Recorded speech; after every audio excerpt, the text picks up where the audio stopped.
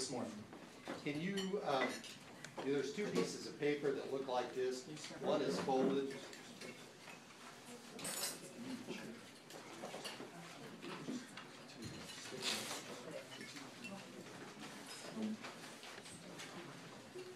One is folded and one is not folded. Does everyone find these? So these are the forms that we're going to use to track our results. So why is this important? Well, we've been doing a lot of work on vision. Yes? I don't have a kit. Okay, we'll let you handle it. It's okay. We'll get it. Who needs one? So we've done a lot of work on vision. Well, there's two parts to being successful at this. One is you got to have a vision. You got to have an emotionally compelling reason for what you're doing, right?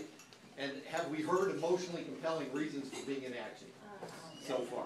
Yeah, we really have. The other part of this, though, is what's going on right now? What's the actual truth of my current situation?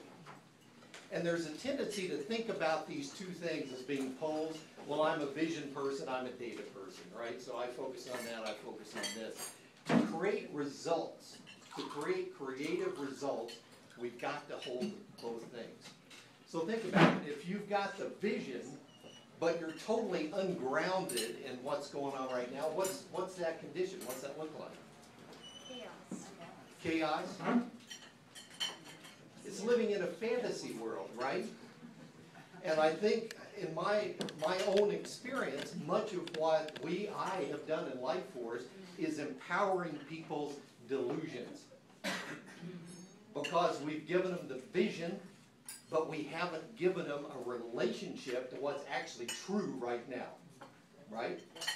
Now what happens the other way? What if you're totally grounded in what's going on right now, but you don't have a vision? What's that look like? Dismal. It's boring, right? It's tedious. You're stuck. It's uninspiring. Holding both those things, holding a vision and holding being very grounded in what's actually happening, or in other words, the data, is uncomfortable. And it's that discomfort that drives results and that drives creativity. So part of what we're going to be working on is discovering your relationship to that tension between here's where I want to be and here's what I've got. And what's the tendency? The tendency, when that tension comes up, I'm feeling this discomfort. Wow, I want to be here, but in fact I'm here. Run. The natural tendency is to make one of those things go away. Right, the vision wasn't realistic, I'm going to give up on it, that was never a real thing anyway. Or to live in some delusional world about what you're actually doing.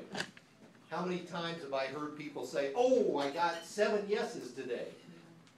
And then I noticed there was 1 order. So probably they had 7 conversations that they're, you know what I'm saying, right? So we're going to ask for your help in managing the data, and there's 2 reasons that we're doing this. One is on a personal level.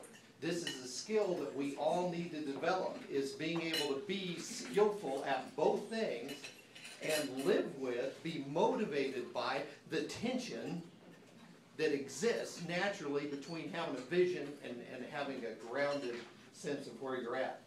But there's another piece to that too. And it goes to the brilliance of what David and Michael are doing here. So we all know David, we got a world-class trainer here who's been there, done that at the highest levels of network marketing. Michael Jude has, in my 10 years in, has been working to bring the best leadership practices to us at every single major event, as far as I know, that's happened in the last decade.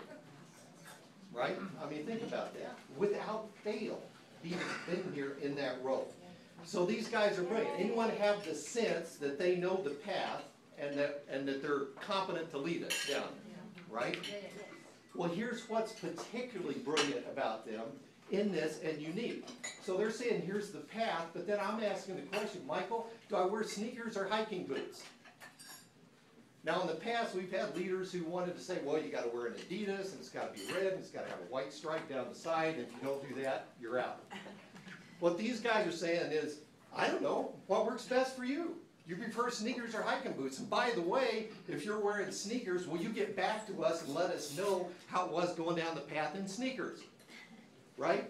So part of the reason we're collecting the data is also so we can learn collectively. So we can take this group experience and capture it, and it's the data that will do that, and improve as a result of our group experience. That's not going to happen with us sharing anecdotal stories. We actually have to have hard information to be able to do that. So let's look at the form. So the one that's folded, you'll see up in the upper left-hand corner it says face-to-face outreach. So this is the form to use if you're out on the street talking to people face-to-face. Now you notice right after it says face-to-face outreach, everyone see that? There's a bunch of boxes, little boxes. Put a check mark in a box if you get a no. A no, yeah, because we're just going to track how many no's we got. Yes. So I was going to write no up there to label it, but I just didn't like the idea of having the word no at the top of the form. Right, that's good. Okay.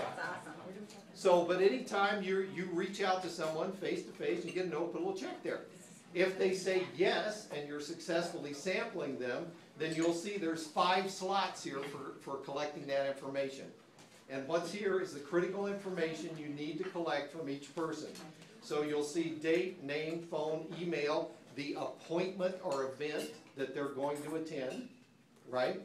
So in this case, you may schedule a phone appointment for the next day. You may just go ahead and schedule them right into one of our events. That could be the appointment, come to an event.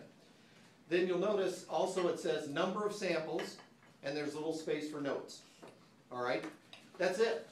So you can collect data for 5 samples on one of these cards. If you look on the other page, on the other half, this is for follow-up. All right, so you'll see there the follow-up date. Info sources is where did they go?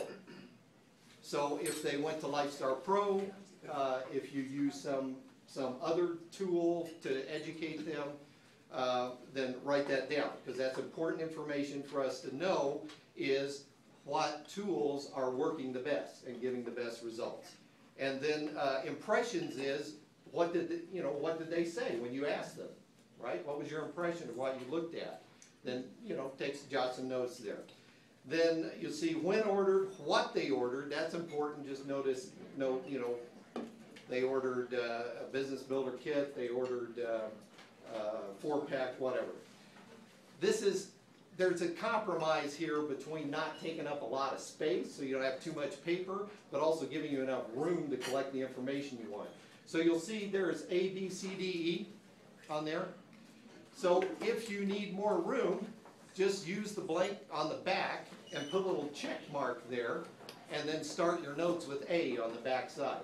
The reason I put that little box is I've used this system in the past and I forget that I had notes on the other side. So that's what the little check box is for. It reminds me, oh, look on the other side, I've got some notes over there when I do my follow-up. Does that make sense? Any questions on that? Okay, good. So then there's another form for phone follow-up, which works exactly the same. It's just that if you're doing phone, probably you're going to need their physical address if you're sampling them, right? So you'll see that field is added there. And also, a lot of the calls are going to be to people who were LifeForce customers who've been out. So you'll see there's also a check mark box there for past LifeForce customer. That would be good information for us to know if you're calling a past LifeForce customer, so we can see what the success rate is on those folks versus folks who don't know anything about LifeForce. So you see that little check box? Everyone got that? Okay, and then the follow-up side is exactly the same. All right? So just another note, the reason that this is folded and printed on cardstock, you're going to get these on cardstock, is so that if you're trying to just be minimalist in what you're carrying around with you, folded, this is going to be stiff enough that you can just write on it just like this. So you don't need a book or anything else to handle it, you can just get it right on there. In addition, final thing on data collection is there is going to be another form that's gonna break down what's going on in more detail. And you'll fill those out as part of your small group meetings, and that's gonna give us a little finer cut on what's working, what's not working, both in the big picture in improving this, but also on the fly. That's gonna allow you in your small group to identify 15 key competencies, who in your group is best at what, who needs help at other elements. So filling that out is going to allow you as a group to hone your support for each other and identify who the best resources in your group are for that support. Okay? Thank you.